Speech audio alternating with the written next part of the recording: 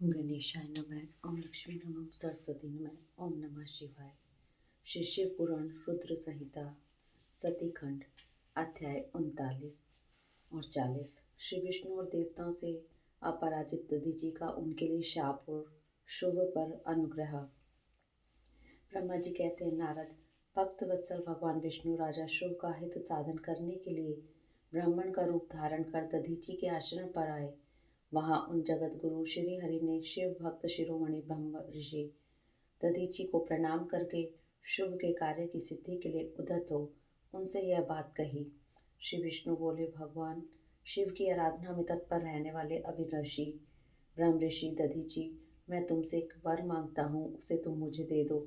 शुभ के कार्य की सिद्धि चाहने वाले देवाधिदेव श्री हरि के इस प्रकार याचना करने पर शैव शिरोमणि दधीचि ने शीघ्र ही भगवान विष्णु से इस प्रकार कहा, ब्राह्मण, आप क्या चाहते हैं यह मुझे ज्ञात हो गया।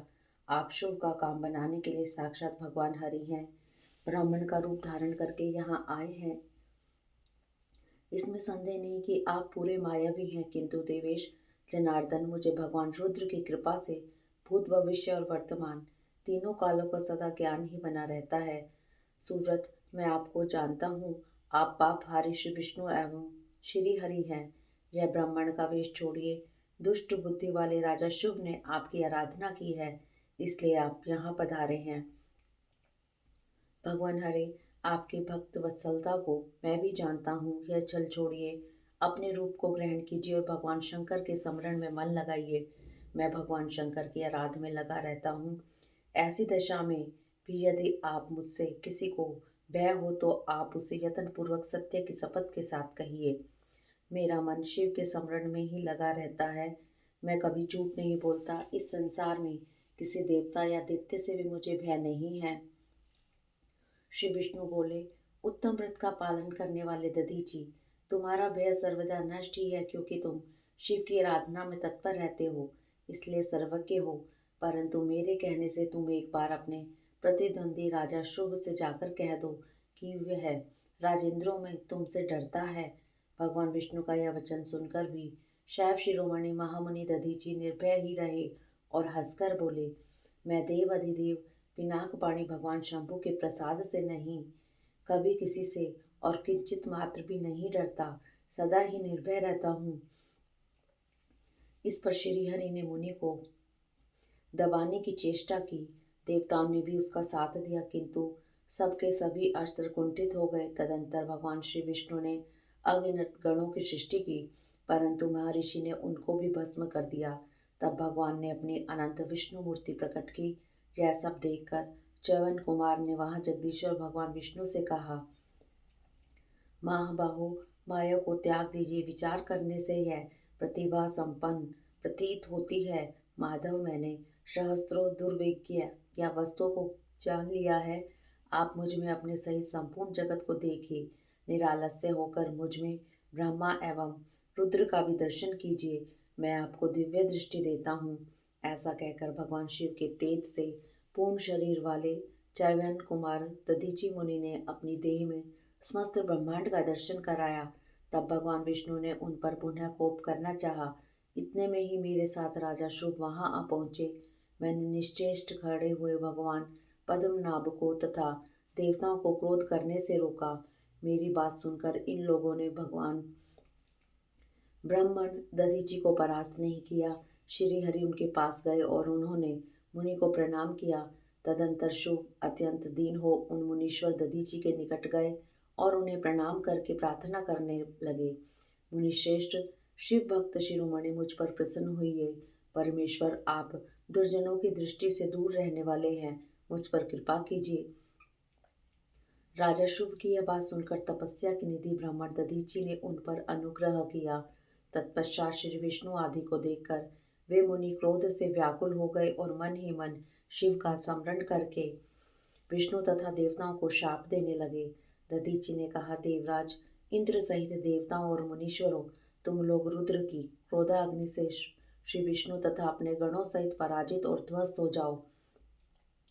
देवताओं को इस तरह शाप दे शुभ की ओर देखकर देवताओं और राजाओं के पूजनीय द्विजते श्रेष्ठ दधीचि ने कहा, राजेंद्र, ब्राह्मण ही बली और प्रभावशाली होते हैं, ऐसा स्पष्ट रूप से कहकर ब्राह्मण दधीची अपने आश्रम में प्रविष्ट हो गए। फिर दधीची को नमस्कार मात्र करके शुभ अपने घर चले गए। तत्पश्चात भगवान विष्णु देवताओं के साथ जैसे आए थे उसी तरह अपने बैकुंठ लोक को लौट गए। इस प्रकार वह स्थान स्थानेश्वर नामक तीर्थ के रूप में प्रसिद्ध हो गया। स्थानेश्वर की यात्रा करके मनुष्य शिव का सायुज्य प्राप्त कर लेता है। मैंने तुम्हें संक्षेप से शुभ और दधीची के विवाद की कथा सुनाई और भगवान शंकर को छोड़कर केवल ब्रह्मा और विष्णु को ही जो शाप प्राप्त हुआ था उसका वर्णन किया। जो शुभ और दधीची के विवाद संबंधी इस प्रसंग का नित्य पाठ करता है वह अपमृत्यु को जीतकर देह त्याग के पश्चात ब्रह्मलोक में जाता है। जो इसका पाठ करके रणभूमि में प्रवेश करता है उसे कभी मृत्यु का भय नहीं होता तथा वह निश्चय ही विजयी होता है। इति श्री अध्याय 39। अध्याय 40। देवताओं सहित ब्रह्मा का विष्णु लोक में आकर अपना दुख निवेदन करना। श्री विष्णु का उन्हें शिव से क्षमा मांगने की अनुमति दे उनको साथ ले कैलाश पर जाना तथा भगवान शिव से मिलना। नारद जी ने कहा, विधाता महाप्राग, आप शिव तत्व का साक्षात्कार कराने वाले हैं। आपने यह बड़ी अद्भुत एवं रमणीय शिव लीला सुनाई है।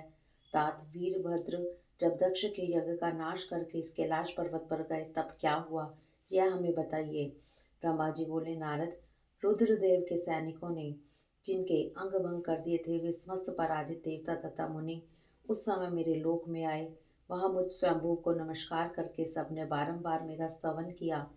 फिर अपने विशेष कलेश को पूर्ण रूप से सुनाया। उसे सुनकर मैं पुत्र शोक से पीड़ित हो गया तथा अत्यंत व्यग्र हो व्यथित चित्त से बड़ी चिंता करने लगा। फिर मैंने भक्ति भाव से भगवान विष्णु का स्मरण किया। इससे मुझे समय उचित ज्ञान प्राप्त हुआ। तदंतर देवताओं और मुनियों के साथ में मैं विष्णु लोक में गया और वहाँ भगवान विष्णु को नमस्कार एवं नाना प्रकार के स्तोत्रों द्वारा उनकी स्तुति करके उनसे अपना दुख निवेदन किया। मैंने कहा, देव, जिस तरह भी यज्ञ पूर्ण हो, यजमान जीवित हो और समस्त देवता तथा मुनि सुखी हो जाएं, वैसा उपाय कीजिए। रमाकांत, देव सुखदायक विष्णु, हम देवता और मुनि निश्चय ही आपकी शरण में आए हैं। मुझ ब्रह्मा की यह बात सुनकर भगवान लक्ष्मीपति विष्णु, जिनका मन सदा शिव में लगा रहता है और जिनके हृदय में कभी दीनता नहीं आती, शिव का स्मरण करके इस प्रकार बोले, देवताओं, परम समर्थ तेजस्वी पुरुष से कोई अपराध बन जाए तो भी उसके बदले में अपराध करने वाले मनुष्य के लिए वह अपराध मंगलकारी नहीं हो सकता। विधाता, समस्त देवता परमेश्वर शिव के अपराधी हैं क्योंकि उन्होंने भगवान शंभु को यज्ञ का भाग नहीं दिया। अब तुम सब लोग शुद्ध हृदय से शीघ्र ही प्रसन्न होने वाले उन भगवान शिव के पैर पकड़कर उन्हें प्रसन्न करो, उनसे क्षमा मांगो। जिन भगवान के कुपित होने पर यह सारा जगत नष्ट हो जाता है और जिनके शासन से लोकपालों सहित यज्ञ का जीवन शीघ्र ही समाप्त हो जाता है, वे भगवान महादेव इस समय अपनी प्राण वल्लभा सती से बिछुड़ गए हैं तथा अत्यंत दुरात्मा दक्ष ने अपने दुर्वचन रूपी बाणों से उनके हृदय को पहले से ही घायल कर दिया है। अतः तुम लोग शीघ्र ही जाकर उनसे अपने अपराधों के लिए क्षमा मांगो।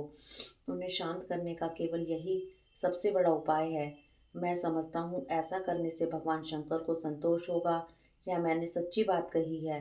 ब्राह्मण, मैं भी तुम सब लोगों के साथ शिव के निवास स्थान पर चलूंगा और उनसे क्षमा मांगूंगा। देवता आदि सहित मुझ ब्रह्मा को इस प्रकार आदेश देकर श्री हरि ने देवगणों के साथ कैलाश पर्वत पर जाने का विचार किया। तदंतर देवता, मुनि और प्रजापति आदि जिनके स्वरूप ही हैं, वे श्री हरि उन सबको साथ ले अपने बैकुंठ धाम से भगवान शिव के शुभ निवास गिरिश्रेष्ठ कैलाश को गए।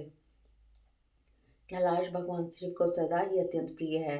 मनुष्यों से भिन्न किन्नर, अप्सराएं और योग सिद्ध महात्मा पुरुष उसका भली भांति सेवन करते हैं तथा वह पर्वत बहुत ही ऊंचा है। उसके निकट रुद्रदेव के मित्र कुबेर की अलका नामक महादित्य एवं रमणीय पुरी है जिसे सब देवताओं ने देखा। उस पुरी के पास ही सौगंधिक वन भी देवताओं की दृष्टि में आया जो सब प्रकार के वृक्षों से हरा भरा एवं दिव्य था। उसके भीतर सर्वत्र सुगंध फैलाने वाले सुगंधित नामक कमल खिले हुए थे। उनके बाहरी भाग में नंदा, अलकनंदा, ये दो अत्यंत पवित्र दिव्य सरिताएं बहती हैं जो दर्शन मात्र से प्राणियों के पाप हर लेती हैं। यक्ष राज कुबेर की अलकापुरी और सुगंधित वन को पीछे छोड़कर आगे बढ़ते हुए देवताओं ने थोड़ी ही दूर पर शंकर जी के वट वृक्ष को देखा। उसने चारों ओर अपनी अविचल छाया फैला रखी थी। वह वृक्ष 100 योजन ऊंचा तथा उसकी शाखाएं 75 योजन तक फैली हुई थी।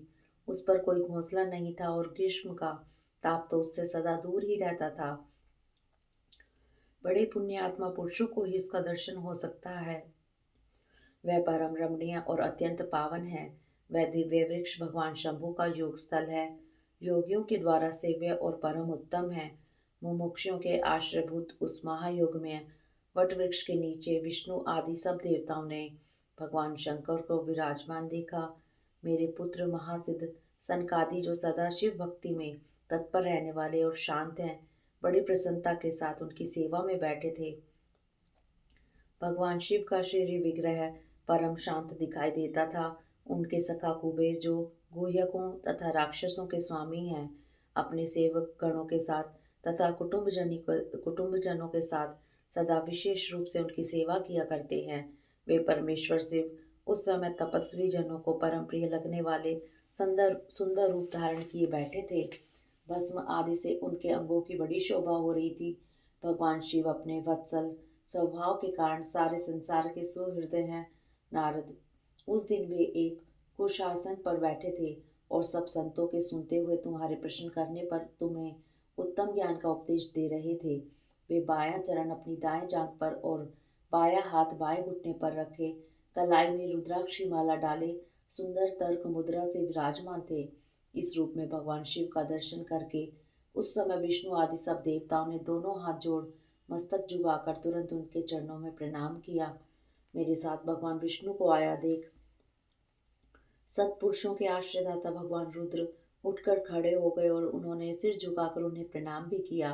फिर विष्णु आदि सब देवताओं ने जब भगवान शिव को प्रणाम किया तब उन्होंने मुझे नमस्कार किया। ठीक उसी तरह जैसे लोगों को उत्तम गति प्रदान करने वाले भगवान विष्णु प्रजापति कश्यप को प्रणाम करते हैं। तत्पश्चात देवताओं, सिद्धों, गणाधीशों और महर्षियों से नमस्कृत तथा स्वयं भी नमस्कार करने वाले भगवान शिव से श्री हरि ने आदर पूर्वक वार्तालाप आरंभ किया। हरि ओम तत्सत इति श्री अध्याय 40।